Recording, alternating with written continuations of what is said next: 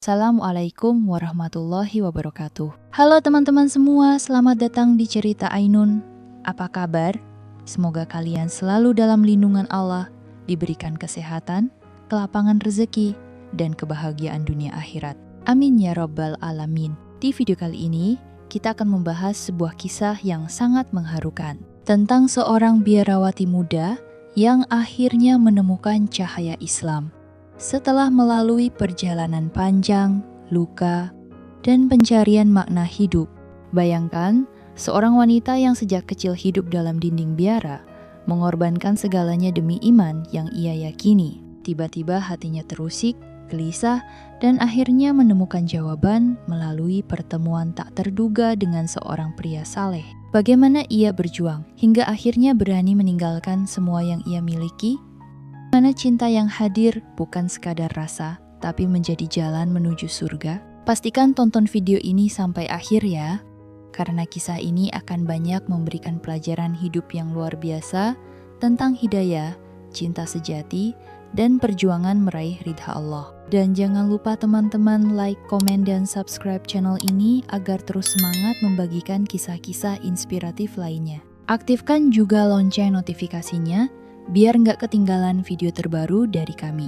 Semoga kisah ini bisa menjadi bahan renungan untuk kita semua. Baiklah, tanpa berlama-lama, yuk langsung saja kita mulai kisahnya. Malam di biara selalu sunyi, hanya sesekali terdengar angin malam yang berdesir pelan di antara pepohonan tua yang mengelilingi bangunan batu itu. Di tengah sunyi, di sebuah kamar kecil bercat putih kusam, seorang gadis muda duduk di tepi ranjang kayu sederhana, memeluk lututnya sendiri. Namanya Anna, seorang biarawati muda yang baru 3 tahun mengucap kaul, menyerahkan hidupnya untuk Tuhan. Namun malam ini, ia tak sedang khusyuk berdoa seperti biasanya. Matanya kosong menatap lilin kecil yang hampir habis, dan tangannya gemetar memegang rosario.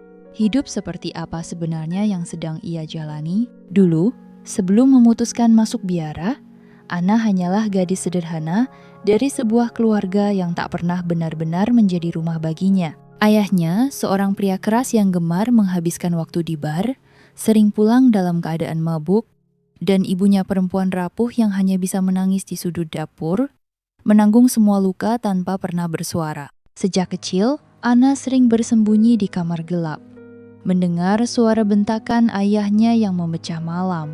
Sesekali diiringi suara pecahan piring atau tangis ibunya yang tertahan. "Anna, kau di mana? Jangan coba-coba sembunyi dariku." Suara ayahnya sering menghantui malam-malam kecilnya.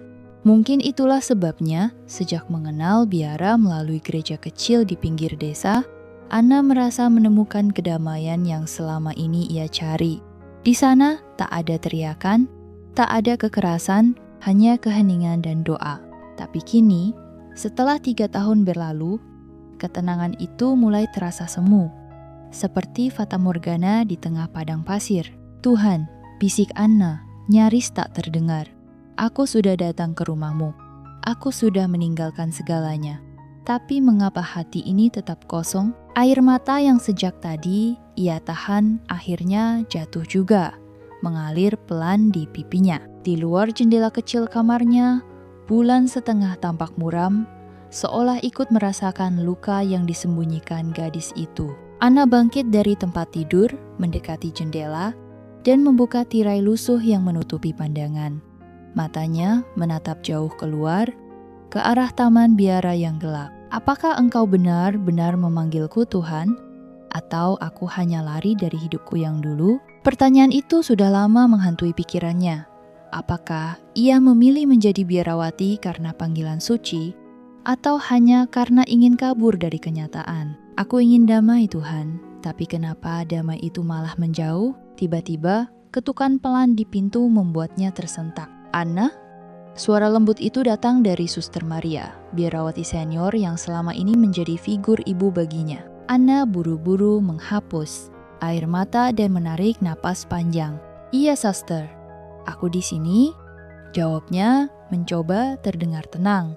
Pintu terbuka pelan, menampakkan wajah Suster Maria yang penuh kehangatan. "Belum tidur? Ini sudah larut malam." Anna tersenyum kecil. Aku hanya tidak bisa tidur. Aku sedang berdoa. Suster Maria melangkah masuk duduk di tepi ranjang Anna, memperhatikan gadis itu dengan sorot mata penuh kasih. Anna, aku mengenalmu. Kau selalu mencoba terlihat kuat, tapi aku tahu ada yang sedang kau sembunyikan. Anna menunduk, berusaha menahan sesak di dadanya. Kadang, suaranya bergetar, aku merasa seolah ada yang hilang dari hidupku. Aku berdoa, aku ikut misa setiap hari. Aku taat. Tapi, ia berhenti, menarik napas panjang, tapi hati ini tetap merasa kosong. Suster Maria mengelus lembut tangan Anna. Tidak apa-apa merasa seperti itu, Anna. Menjadi biarawati tidak berarti kita harus selalu merasa kuat. Tuhan tahu isi hati kita. Anna memejamkan mata, air matanya kembali mengalir. Aku takut, suster. Takut kalau semua ini salah.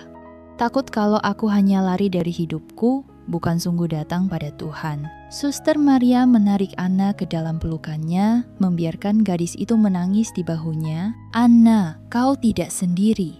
Aku juga pernah merasakan hal yang sama dulu. Tapi percayalah, Tuhan tahu isi hati kita yang paling dalam. Mungkin justru dengan keraguanmu ini, Tuhan sedang membimbingmu menemukan jawaban. Pelukan itu terasa hangat. Untuk pertama kalinya, Anna merasa ada yang mengerti. Setelah beberapa lama, Suster Maria melepaskan pelukannya, menatap wajah Anna yang masih sembab. Besok, setelah misa pagi, datanglah ke taman belakang. Aku ingin bicara lagi denganmu. Kadang, udara segar bisa membantu menenangkan hati. Anna mengangguk pelan. Terima kasih, suster. Suster Maria tersenyum lembut, mengusap pipi Anna. Tidurlah. Tuhan tidak pernah jauh, Anna. Dia ada di sini. Ia menaruh tangan di dada Anna, di hatimu. Setelah Suster Maria pergi, Anna kembali duduk di tepi ranjang, menatap lilin yang nyaris padam. Tuhan, jika Engkau ada, tolong tunjukkan jalanku. Aku tidak tahu harus kemana lagi. Lilin itu akhirnya mati, meninggalkan kamar dalam gelap.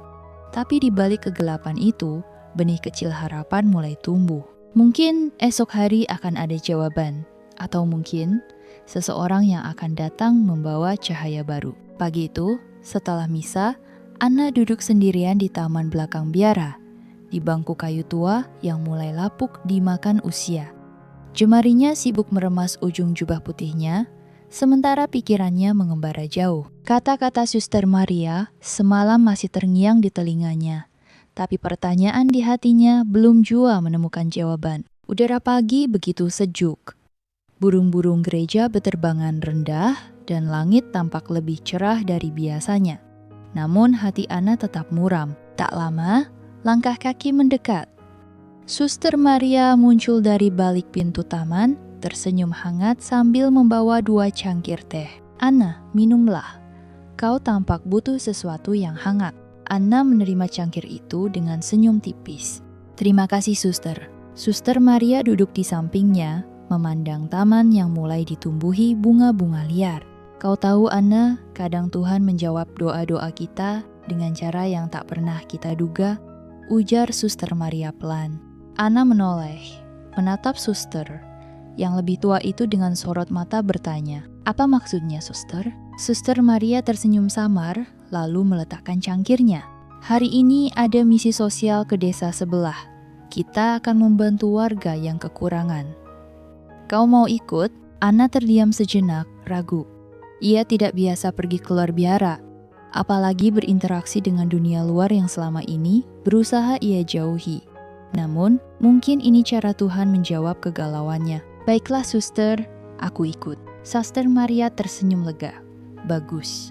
Mungkin udara luar akan membuat hatimu lebih ringan.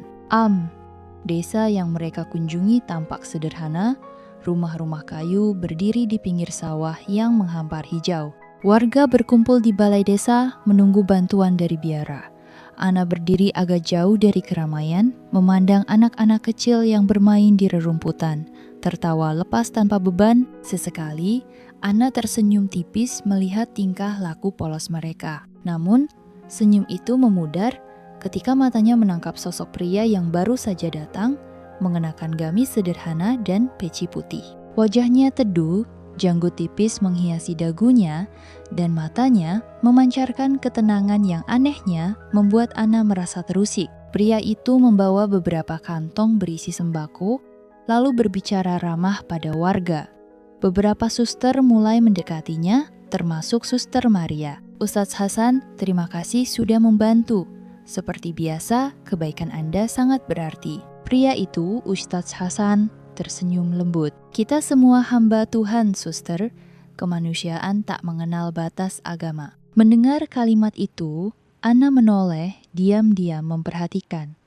Ada sesuatu dalam cara pria itu berbicara yang membuatnya merasa aneh. Tak lama, Suster Maria melambaikan tangan memanggil Anna. Anna, kemarilah, kenalkan ini Ustadz Hasan. Beliau selalu membantu kegiatan sosial di desa ini. Anna melangkah pelan, mencoba menyembunyikan kegugupannya. Salam Anna. Ustadz Hasan tersenyum hangat. Saya sering mendengar cerita tentang biara ini dari warga. Senang bisa bertemu dengan Anda. Anna mengangguk sopan. Senang juga bisa bertemu Ustadz. Mereka bertukar senyum, tapi hati Anna berdebar tanpa sebab. Setelah perkenalan, Ustadz Hasan bersama Anna dan para suster mulai membagikan bantuan. Sesekali mereka berbincang ringan, namun yang membuat Anna heran, Ustadz Hasan selalu mengaitkan pembicaraan pada nilai-nilai kemanusiaan yang universal. Terkadang, kata Hasan saat mereka duduk di bawah pohon menunggu warga, yang dibutuhkan orang-orang di desa ini bukan sekadar makanan atau pakaian, tapi perhatian. Kita sering lupa, sekadar mendengar keluh kesah mereka bisa jadi lebih berarti. Anna mengangguk pelan. Iya, saya sering berpikir seperti itu, tapi saya tidak tahu bagaimana caranya. Hasan menoleh, menatap Anna dengan mata lembut. Kadang kita hanya perlu hadir, tidak harus selalu bicara. Cukup duduk di samping orang yang kesakitan pun sudah menguatkan. Jawaban itu membuat Anna terdiam. Ia merasa ucapan itu bukan hanya untuk warga desa, tapi juga untuknya sendiri. Sepulang dari desa, Anna tak bisa berhenti memikirkan Ustadz Hasan. Kata-katanya sederhana, namun menembus hati. Di kamarnya, Anna kembali duduk di tepi ranjang, menatap rosario yang tergantung di dinding. Tuhan, bisiknya lirih, mengapa aku merasa terguncang? Apakah ini jawaban atas doaku? Atau cobaan lain? Bayangan wajah Hasan, senyumannya, dan tatapan matanya yang teduh terus terbayang. Aku memilih jalan ini karena ingin mencari ketenangan. Tapi kenapa pertemuan itu justru mengguncang hatiku? Di luar, angin malam kembali berhembus, membawa sejuk, tapi juga keraguan yang menusuk. Malam itu, Anna kembali gelisah. Namun kali ini, kegelisahan itu bercampur harapan. Ada sesuatu yang berbeda, sesuatu yang baru, yang membuat dinding hatinya yang selama ini beku mulai retak. Dan Anna tahu, hidupnya tak akan sama lagi setelah pertemuan itu. Hari-hari setelah pertemuan itu, Anna merasa ada sesuatu yang berbeda dalam hidupnya. Sesuatu yang tak bisa ia namai, tapi diam-diam terus menyala di dalam dada. Ia mencoba menepisnya, mencoba kembali larut dalam doa-doa panjang di kapel biara, mencoba tenggelam dalam nyanyian mazmur yang biasa membuatnya tenang. Tapi kali ini, setiap kata doa terasa hampa. Suara lantunan ayat-ayat suci yang biasanya mendamaikan, kini justru terdengar seperti gema kosong yang memantul-mantul di dinding batinnya. Setiap kali ia memejamkan mata, bayangan Ustadz Hasan muncul dengan senyum tenangnya, dengan tatapan mata yang seperti menelanjangi seluruh isi hatinya, dan kata-katanya yang sederhana tapi mengusik. Kadang, yang Tuhan mau bukan sekadar ritual, tapi hati yang benar-benar hidup.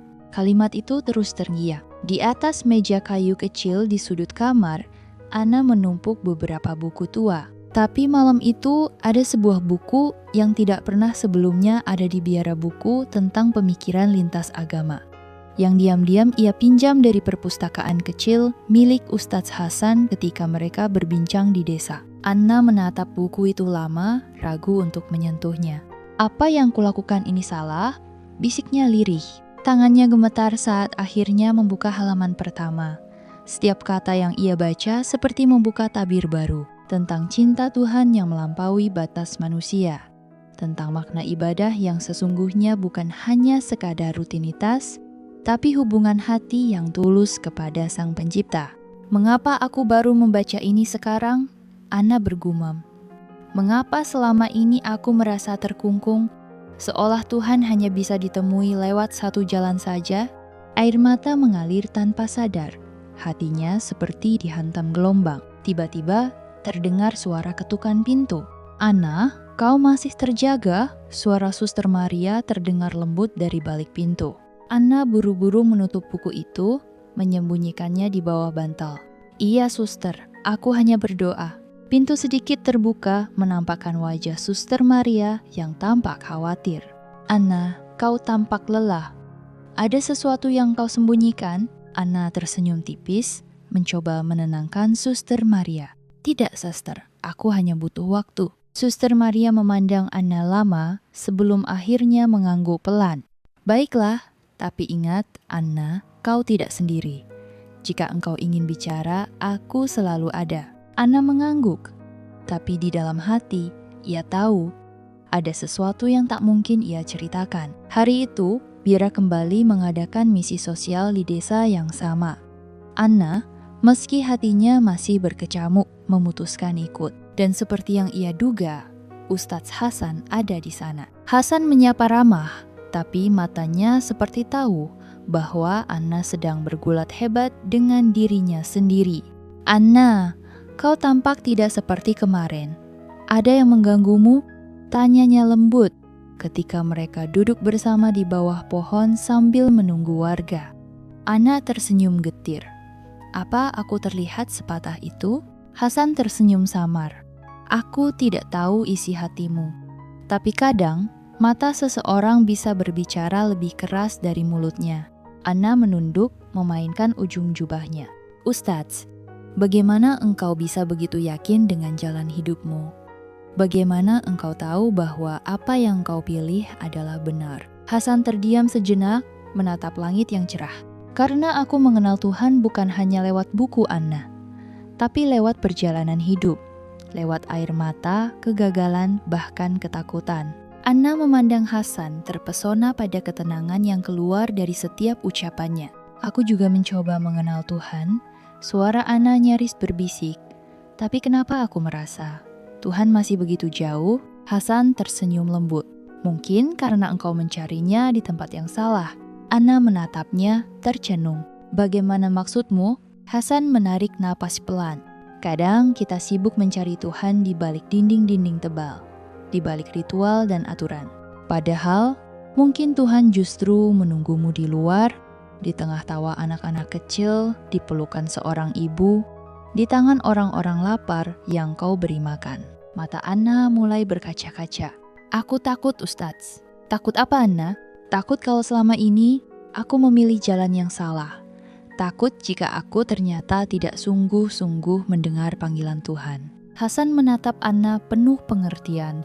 Kebenaran memang kadang menakutkan, tapi yang lebih menakutkan adalah hidup dalam kebohongan yang kau buat sendiri hanya karena takut melihat cahaya. Kata-kata Hasan seperti petir di langit cerah. Anna menghela napas panjang. Apa yang harus aku lakukan, Ustadz? Aku takut melangkah. Tapi, aku juga tidak tahan terus berada dalam kebingungan ini. Hasan tersenyum. Jangan takut bertanya, Anna. Jangan takut mencari. Tuhan tidak akan marah pada hamba yang sungguh ingin mengenalnya. Justru dia akan peluk lebih erat. Anna memejamkan mata, air mata jatuh pelan di pipinya. Tapi, bagaimana jika jalan yang harus kupilih nanti berbeda dari apa yang selama ini kujalani? Hasan menghela napas. Maka kau harus berani mengikuti suara hatimu yang paling jujur. Karena pada akhirnya, yang akan bertanggung jawab di hadapan Tuhan hanyalah dirimu sendiri. Di kamarnya, Anna kembali duduk di lantai, bersandar di dinding. Buku itu kini tergeletak di pangkuannya. Tuhan, aku takut, tapi aku juga ingin mengenalmu lebih dekat. Kalau memang engkau mendengar, tolong bimbing aku. Jangan biarkan aku tersesat.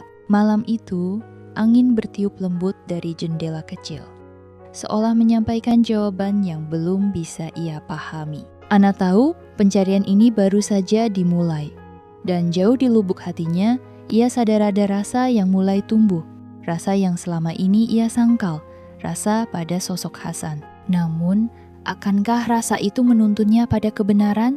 Atau justru membawa luka baru? Hanya waktu dan keberaniannya mencari jawaban yang bisa membuktikan. Hari-hari Ana kini dipenuhi kegelisahan, setiap langkahnya di dalam biara terasa berat, seolah ada sesuatu yang menahannya untuk tetap berada di sana. Tapi keluar, ia tak tahu kemana harus pergi. Di pagi yang biasanya ia jalani dengan penuh damai, Ana kini hanya duduk termenung di bangku gereja, memandang lilin-lilin yang menyala di altar. Cahaya kecil itu seperti mewakili, hatinya bergetar, nyaris padam. Tangannya meremas salib kecil di kalungnya. "Tuhan, apakah kau marah padaku?" bisiknya lirih. Ana duduk memejamkan mata, mencoba fokus berdoa, namun bayangan Hasan selalu hadir.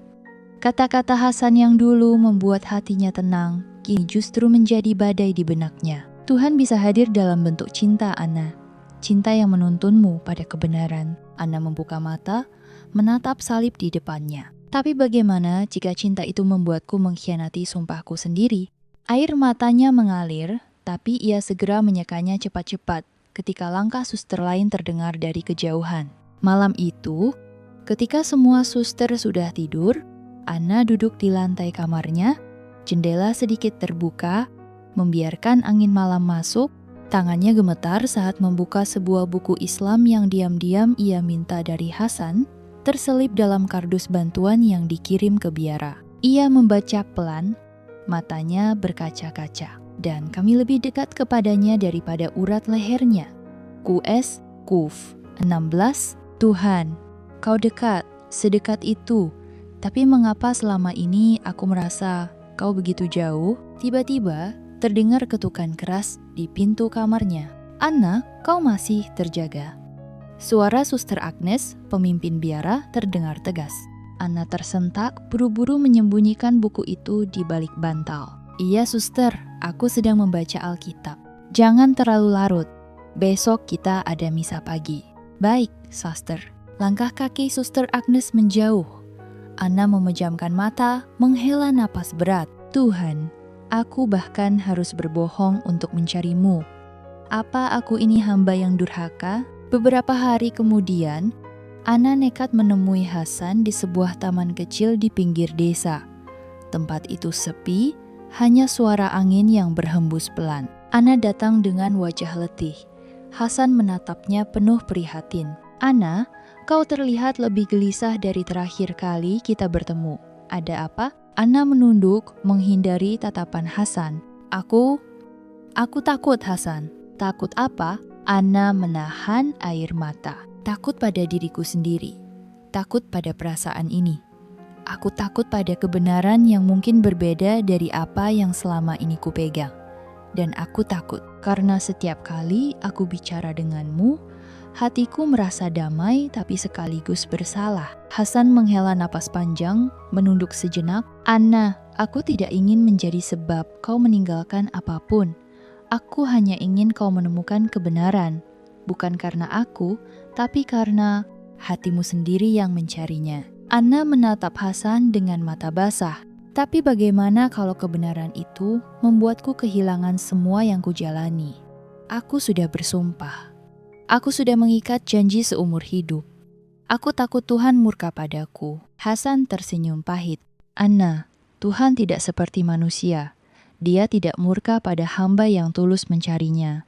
Justru dia akan membimbingmu ke jalannya." Ana terisak. "Tapi aku mencintaimu, Hasan. Dan aku tahu itu yang membuatku takut. Aku takut mencintai manusia lebih dari Tuhanku."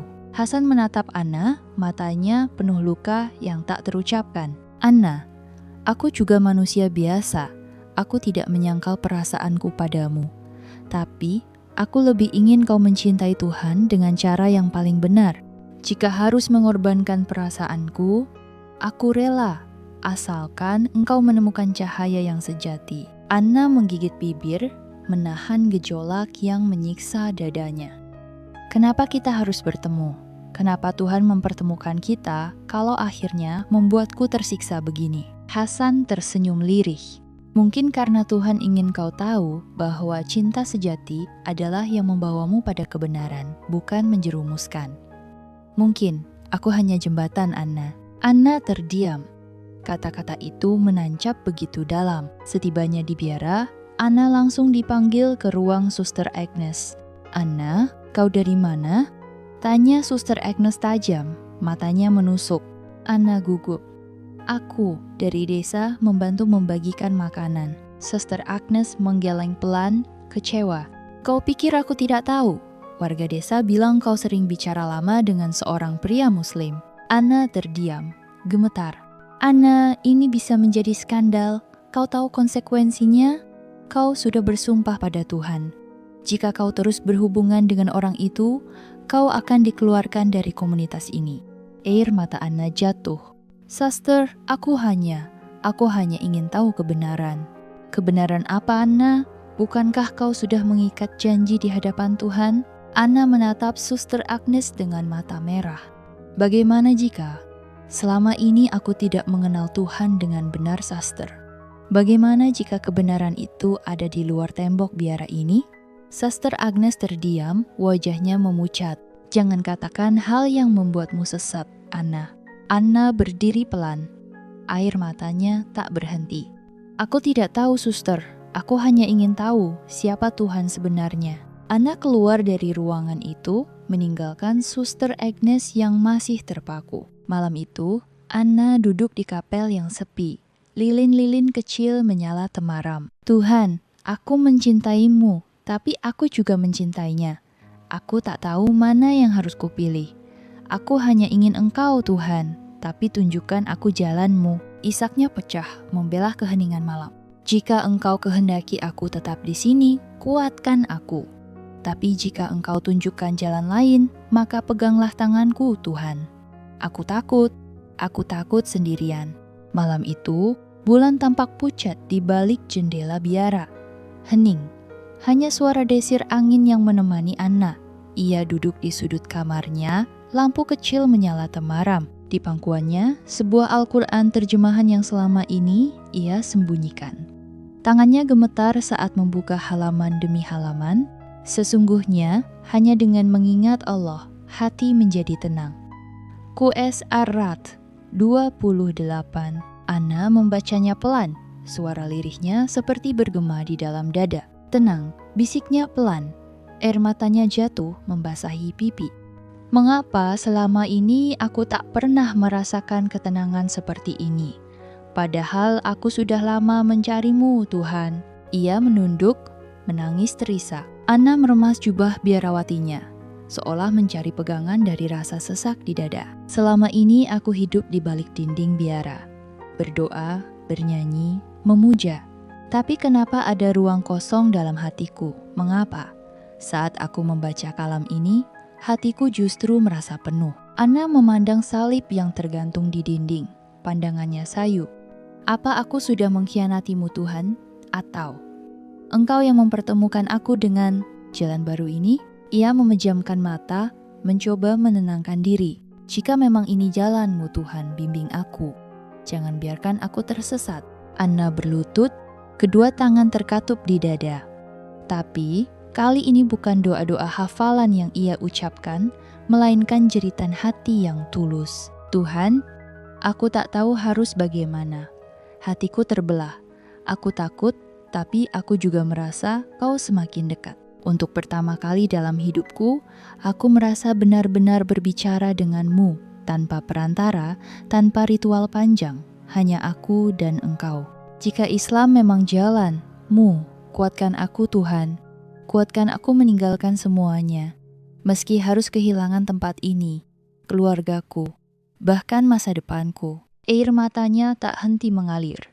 Tubuhnya gemetar. Beberapa hari kemudian, Anna diam-diam bertemu lagi dengan Hasan di sebuah taman di bawah pohon tua yang rimbun. Wajah Anna tampak lebih tenang meski ada jejak lelah di matanya. Hasan tersenyum, menyambutnya. Anna, kau tampak berbeda hari ini. Hatimu lebih ringan, tanyanya lembut. Anna tersenyum samar, matanya berkaca-kaca. Entahlah Hasan, mungkin karena aku sudah mulai menerima apa yang selama ini kutolak. Hasan menatap penuh perhatian. Kau menemukan jawaban itu? Anna menghela napas panjang. Mungkin belum sepenuhnya, tapi hatiku mulai merasa damai. Untuk pertama kalinya, aku bisa menangis di hadapan Tuhan, tanpa merasa seolah bicara dengan tembok kosong. Hasan menunduk, tersenyum haru. Alhamdulillah, Anna, kau tahu, Tuhan selalu menunggu kita. Dia selalu dekat, bahkan saat kita berpaling. Anna mengangguk pelan. Tapi aku takut, Hasan. Bagaimana dengan hidupku? Aku tidak tahu harus kemana. Aku tidak tahu apakah aku sanggup meninggalkan biara. Aku tidak tahu bagaimana orang-orang akan memandangku. Hasan menatapnya dalam-dalam. Anna, kebenaran tidak datang tanpa harga. Tapi percayalah, setelah gelap, ada cahaya. Setelah luka, ada penyembuhan. Dan Tuhan tidak pernah meninggalkan hamba-Nya yang mencarinya dengan tulus. Anna tersenyum lemah lalu berkata pelan, Aku ingin mengenal Tuhan yang kamu kenal, Hasan. Aku ingin belajar. Tapi, bisakah kau membimbingku? Mata Hasan berkaca-kaca mendengar pengakuan itu. Tentu, Anna. Aku akan bimbing kau semampuku. Tapi lebih dari itu, biarkan hatimu sendiri yang berjalan ke arah cahaya. Beberapa hari setelah pertemuan itu, Anna dipanggil lagi oleh Suster Agnes. Kali ini suasana ruangannya dingin dan tegang. Suster Agnes menatap Anna tajam, tangan terlipat di dada. Anna, aku tidak buta. Aku tahu kau berubah, dan aku tahu kau telah membaca sesuatu yang seharusnya tidak kau baca. Anna menunduk, mencoba tetap tenang. Suster, aku hanya ingin mencari kebenaran. Suster Agnes menghela napas keras. Kebenaran? Bukankah kebenaran itu sudah ada di sini, Anna? Di gereja di biara ini disumpahmu. Anna mengangkat kepala, menatap Suster Agnes dengan mata berkaca-kaca. Tapi bagaimana jika kebenaran yang kucari ada di luar sana? Bagaimana jika Tuhan memanggilku ke jalan lain? Suster Agnes terdiam, menatap Anna lama. Anna, jika kau terus seperti ini, kau akan diusir.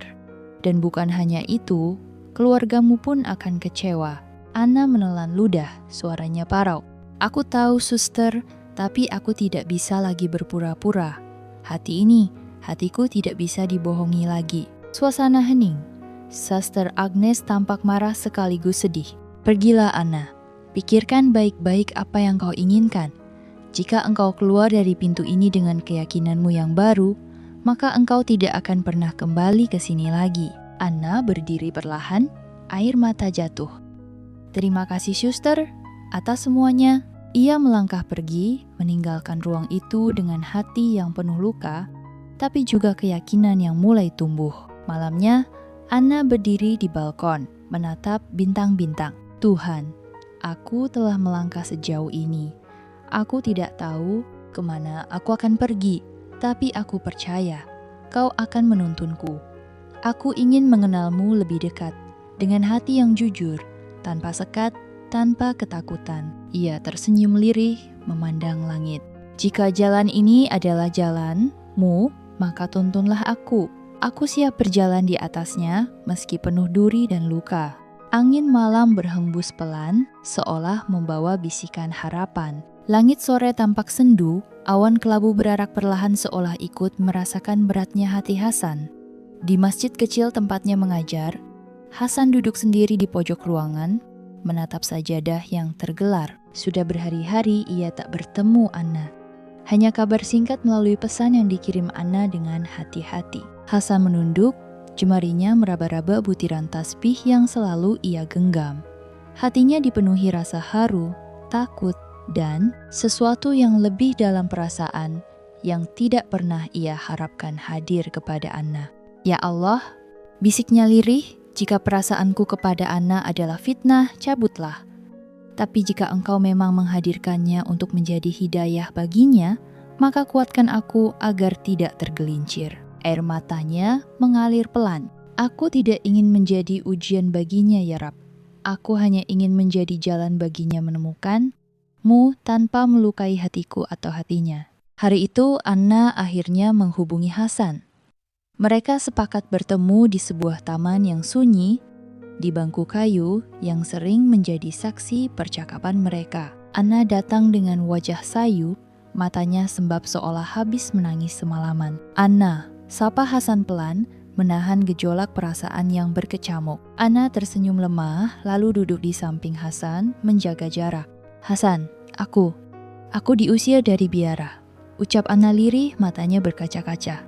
Hasan tertegun, menatap Anna dengan sorot penuh iba. "Innalillahi, Anna, aku turut berduka, tapi..." Anna menggeleng cepat. "Jangan Hasan, jangan bilang kau kasihan padaku. Aku yang memilih jalan ini. Aku tahu risikonya, tapi entah kenapa, aku merasa lebih dekat dengan Tuhan sekarang. Meskipun aku kehilangan semua yang kuanggap rumah." Hasan menghela napas panjang, menunduk. "Anna, tidak ada kata kasihan, yang ada hanya doa. Aku selalu mendoakanmu, tapi aku takut. Aku takut perasaanku kepadamu justru menghalangimu untuk ikhlas mengenal Islam." Anna menatap Hasan, matanya penuh tanya. "Perasaan? Maksudmu?" Hasan tersenyum getir, menatap lurus ke depan. "Aku manusia biasa, Anna. Aku tidak bisa membohongi diriku sendiri. Tapi aku juga laki-laki yang takut kepada Allah. Jika perasaan ini hadir, aku minta kepada Allah agar Ia saja yang menjaga. Aku tidak mau kau memilih Islam karena aku. Aku ingin kau memilih karena Allah, Anna." Air mata Anna tumpah. "Hasan, selama ini, kaulah satu-satunya orang yang membuat aku merasa Tuhan itu dekat. Kau, lewat ucapanmu, lewat doamu. Aku tidak tahu apakah aku jatuh cinta padamu atau pada Tuhan yang kau tunjukkan padaku." Hasan terdiam, suasana hening. Hanya angin yang berhembus pelan. "Anna," suara Hasan nyaris berbisik, "cintaku padamu adalah cinta yang kuberikan pada semua orang yang mencari Allah. Aku tidak mau merusak jalanmu hanya karena perasaan pribadi. Biarkan ini tetap murni, Anna. Aku ingin kau mengenal Islam karena hati, bukan karena Hasan."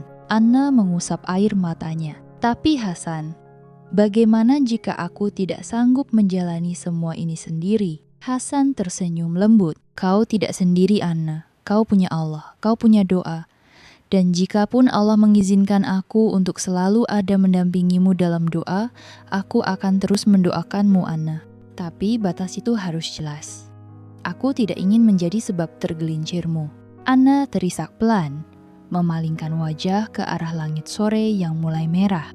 "Kau begitu kuat, Hasan, sedangkan bahkan aku masih rapuh." Hasan menatap Anna penuh ketegasan tapi lembut. "Tidak, Anna, kau jauh lebih kuat dari yang kau kira.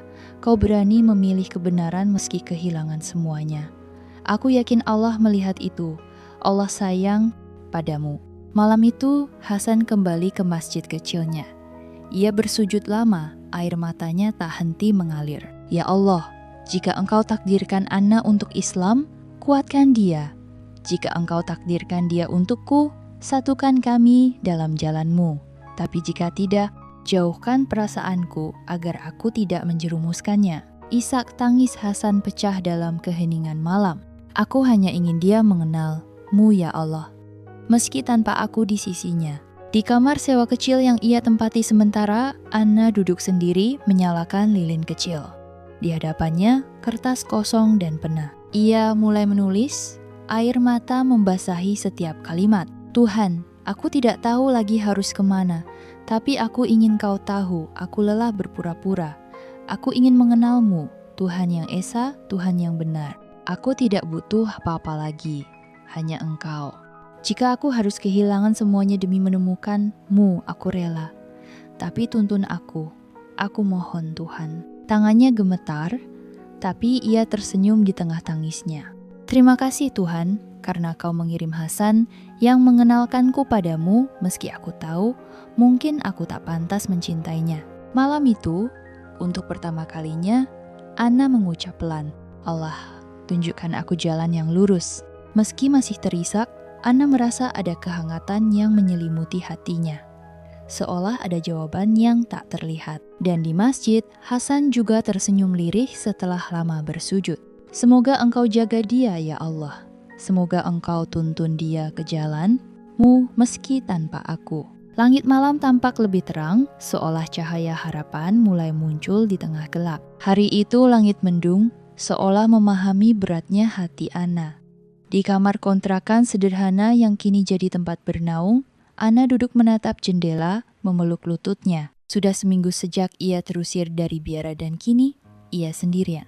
Namun di tengah kesendirian itu, Anna justru menemukan sebuah cahaya yang pelan-pelan memeluk jiwanya. Meja kayu di depannya dipenuhi buku-buku Islam, lembaran catatan tentang pertanyaan-pertanyaannya selama ini, dan Al-Quran terjemahan yang sudah mulai penuh garis dan coretan. Malam sebelumnya, ia menghabiskan waktu menangis dalam sujud, meski ia sendiri belum tahu bagaimana cara berdoa seperti seorang muslim. Tuhan, aku sudah kehilangan semuanya. Jika kau memang jalan yang kutempuh ini benar, kuatkan aku. Aku lelah, tapi aku ingin mengenalmu. Sungguh-sungguh, pagi itu, Anna akhirnya menghubungi Hasan. Hasan, bisakah aku bertemu? Ada sesuatu yang ingin kusampaikan. Suara Hasan di seberang sana terdengar hangat, meski ada kekhawatiran tersembunyi. Tentu Anna, aku tunggu di masjid kecil tempat biasa kita bertemu. Anna menarik napas dalam-dalam. Hari ini ia akan berkata, jujur pada Hasan keputusan terbesarnya dalam hidup. Ketika tiba di masjid kecil itu, Hasan sudah menunggunya. Ia berdiri di dekat pintu, mengenakan gamis sederhana dan peci putih. Tatapan Hasan menyiratkan kelegaan sekaligus rasa cemas. Anna, sapanya pelan, seolah takut mengusik gundah Anna.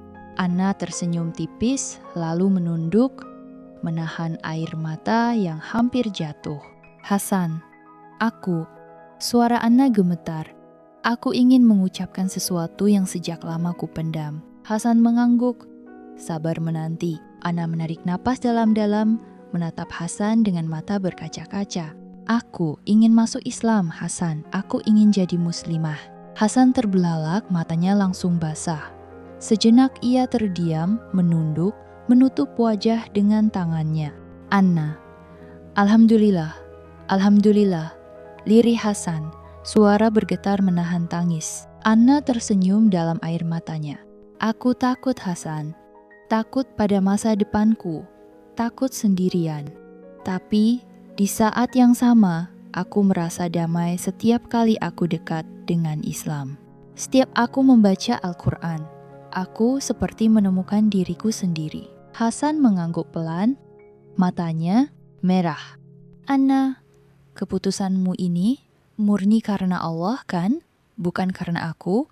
Anna menatap Hasan lekat-lekat, penuh keyakinan. Aku memilih ini karena Tuhan. Karena aku ingin mengenal Allah yang sebenarnya. Bukan karena siapapun Hasan. Bahkan kalaupun kau pergi dari hidupku setelah ini, aku akan tetap pada jalanku. Hasan terdiam lama. Matanya berkaca-kaca, tapi juga tampak bangga pada keteguhan Anna. Anna, aku bangga padamu. Kau perempuan kuat. Dan aku yakin Allah memilihmu karena hatimu yang tulus. Setelah berbincang cukup lama, Hasan mengajak Anna menemui ustadz pembimbing di masjid itu. Di sebuah ruangan kecil, sederhana namun hangat, Anna duduk di hadapan ustadz yang tersenyum ramah. Anakku, kau siap masuk Islam dengan sepenuh hati? Tanya sang ustadz lembut. Anna mengangguk mantap meski air matanya terus jatuh. Saya siap ustadz, karena saya yakin hanya Allah satu-satunya Tuhan. Hasan berdiri tak jauh di belakang Anna, menunduk, menahan air mata bahagia. Dengan suara gemetar, Anna mengikuti ustadz membaca kalimat syahadat. Asyhadu an la ilaha illallah wa asyhadu anna Muhammadan Rasulullah. Saat kalimat itu selesai terucap, Anna tak kuasa menahan tangis. Tubuhnya bergetar. Ia menangis sejadi-jadinya, seolah semua beban yang selama ini ia pikul runtuh bersamaan.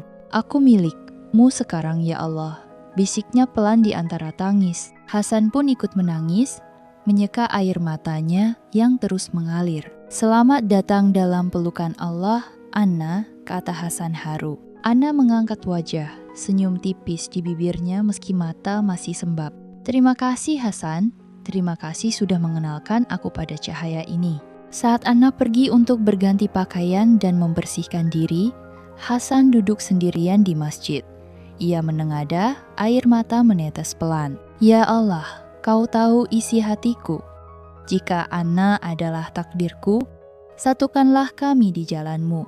Tapi jika tidak, cukup izinkan aku mendampinginya sebagai saudara seiman. Jangan biarkan cinta ini mengotori jalan hidayahnya. Perlahan Hasan tersenyum kecil. Cukuplah Allah menjadi saksi, aku akan menjaga jarak, menjaga hati, agar Anna tetap teguh dalam iman barunya. Keluar dari masjid, Anna menatap langit biru yang mulai cerah.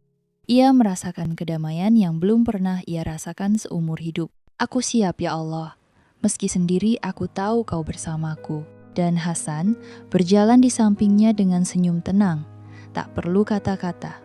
Mereka tahu hati mereka kini sama-sama menuju Allah. Perjalanan Anna baru saja dimulai, tapi kini ia melangkah dengan cahaya baru dalam hatinya. Langkah Aisyah, Anna, terasa berat menyusuri jalanan menuju kontrakannya. Meski kini hatinya lebih tenang setelah resmi memeluk Islam, dunia di luar sana menjadi medan ujian yang berat. Perjalanan menuju cahaya tak selalu tanpa duri. Dan hari-hari setelah ia mengucap syahadat menjadi bukti nyata. Beberapa hari setelah memeluk Islam, Aisyah memberanikan diri menelepon ibunya. Tangannya gemetar saat memencet nomor telepon. Ia tahu mungkin inilah percakapan terberat seumur hidupnya. Halo ibu, ucap Aisyah pelan menahan sesak di dada. Di ujung sana, suara ibunya terdengar penuh kerinduan, belum tahu perubahan besar yang terjadi pada putrinya. Anna, kau kemana saja? Biara bilang engkau sudah tidak di sana. Ibu khawatir. Air mata Aisyah mengalir. Ibu, maafkan aku. Aku sudah tak lagi di biara. Dan, ibu, aku harus jujur. Aku sudah masuk Islam. Hening panjang. Anna, apa? Suara ibunya meninggi, terdengar marah dan patah hati sekaligus. Ibu, aku tidak ingin membohongimu. Aku menemukan kedamaian di sana. Aku. Hentikan, kau anak ibu. Kau dibaptis di gereja ini. Kau disumpah jadi biarawati. Bagaimana bisa engkau mengkhianati semua itu? Aisyah terisak. Ibu, aku tetap anakmu.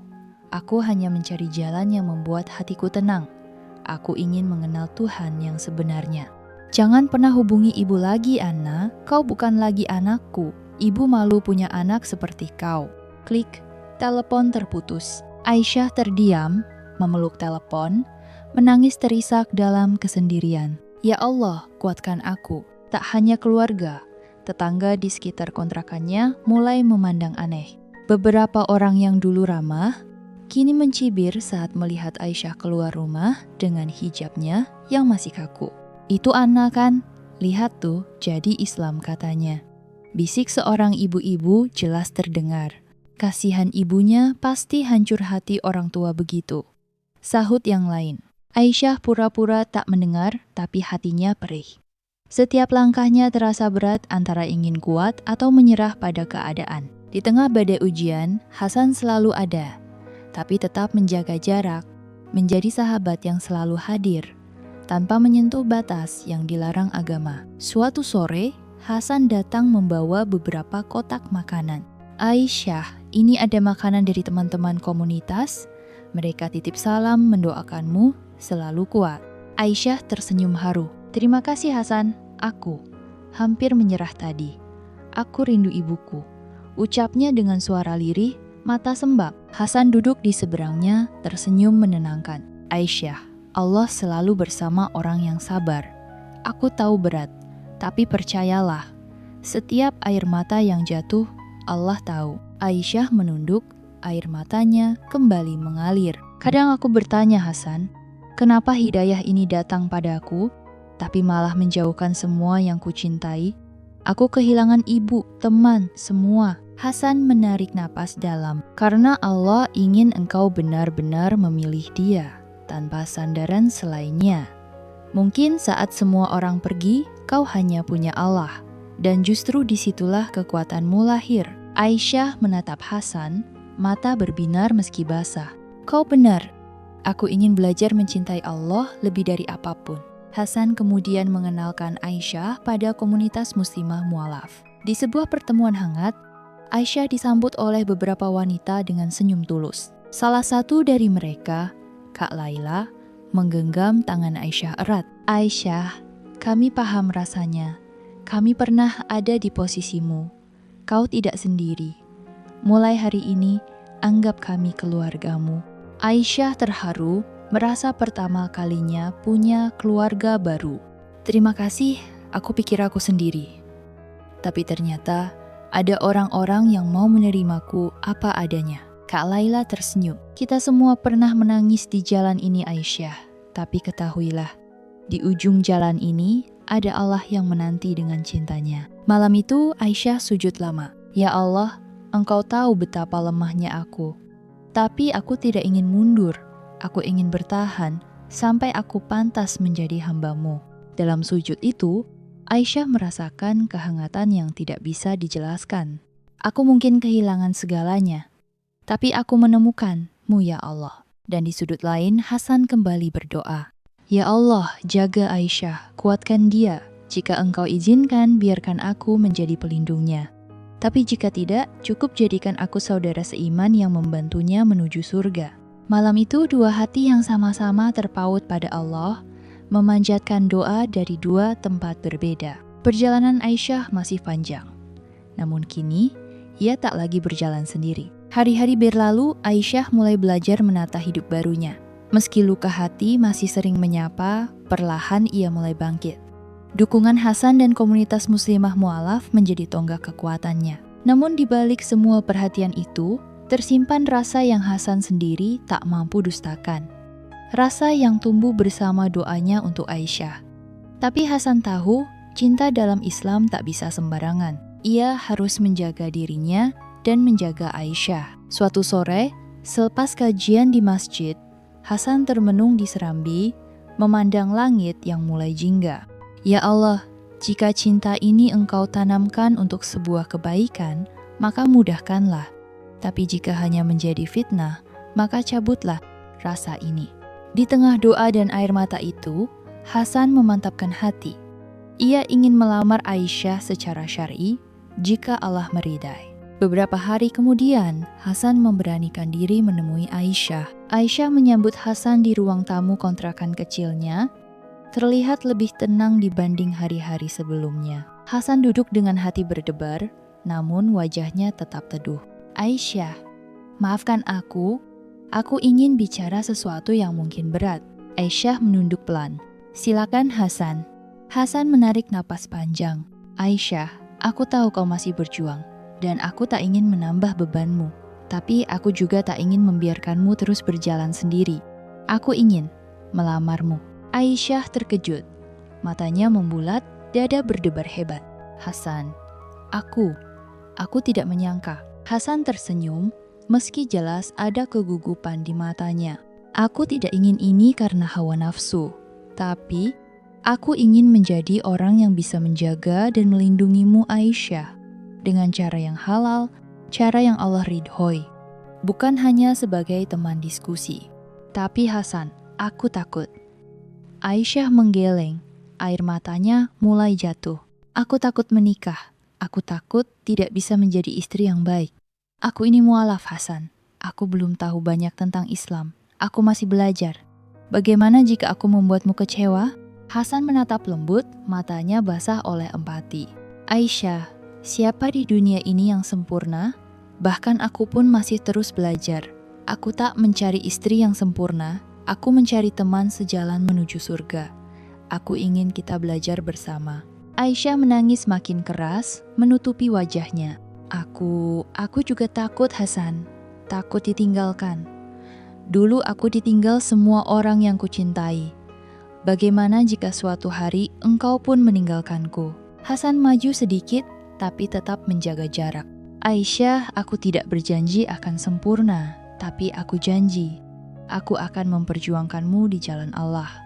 Jika Allah takdirkan kita bersama, aku ingin cinta ini menjadi sebab kita saling menguatkan, bukan saling melukai.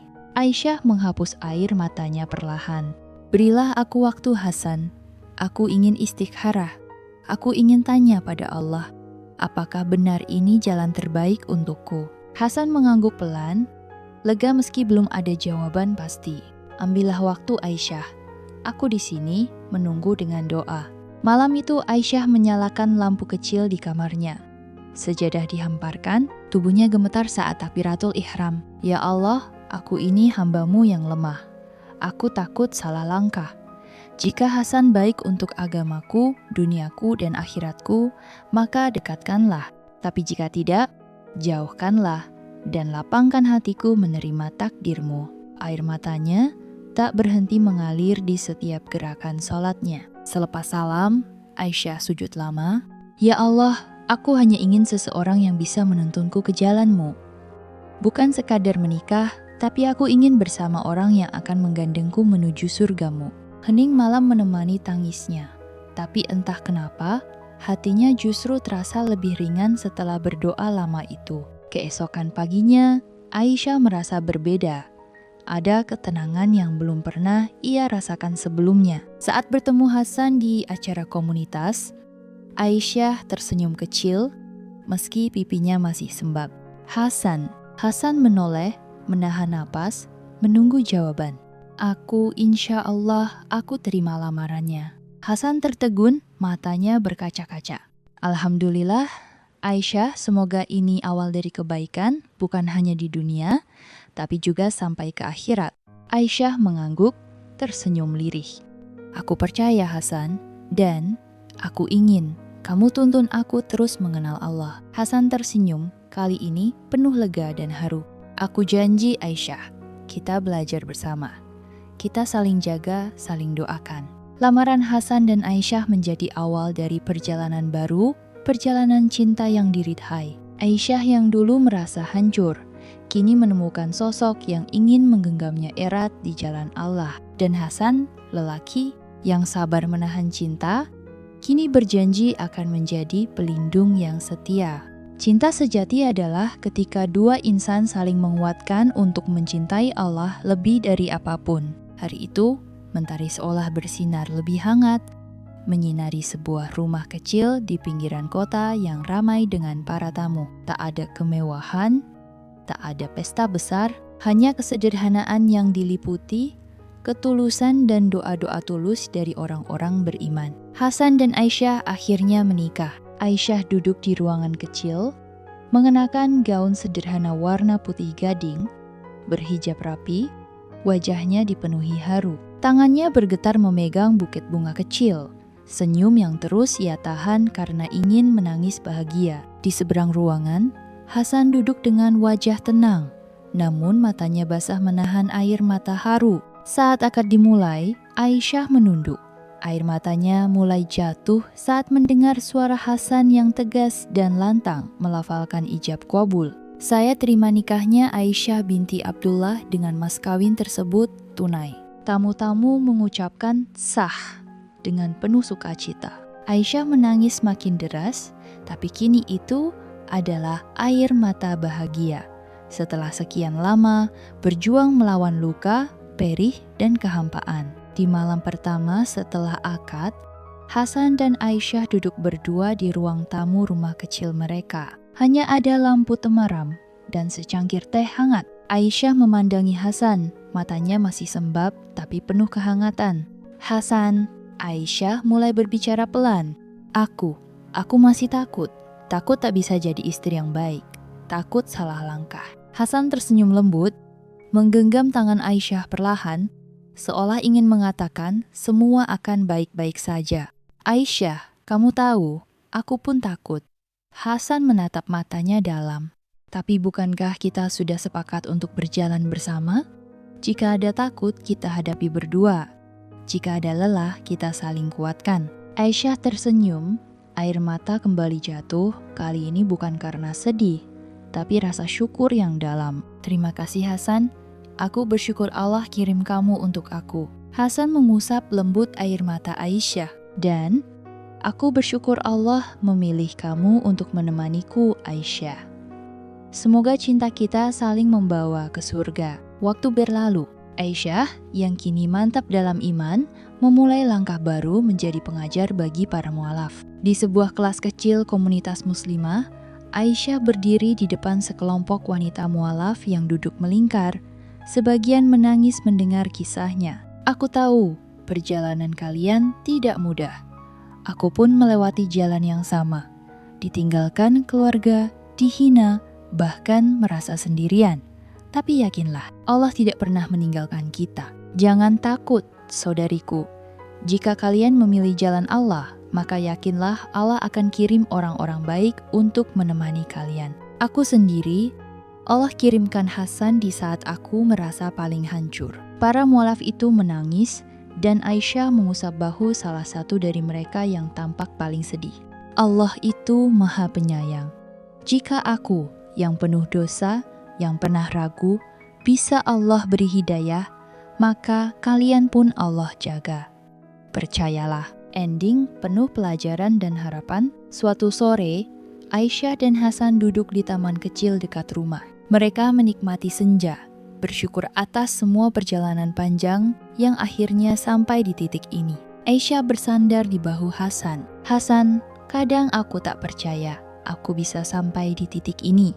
Dulu aku pikir aku akan selamanya tersesat di jalan yang gelap. Hasan tersenyum menatap langit. Karena Allah sayang Aisyah. Allah tidak membiarkan kamu tersesat terlalu lama. Allah mau kamu kembali. Aisyah mengangguk.